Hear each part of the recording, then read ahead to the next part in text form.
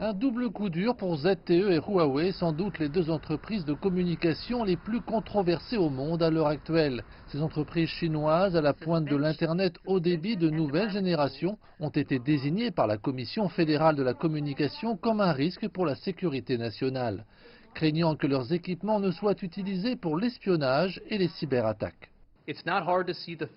Il n'est pas difficile de voir la menace que ces sociétés comme Huawei et ZTE posent à nos réseaux. Et parce que les réseaux des États-Unis de l'Amérique rurale aux grandes villes sont interconnectés, la moindre quantité d'équipements compromis pourrait être dévastatrice pour la sécurité des États-Unis.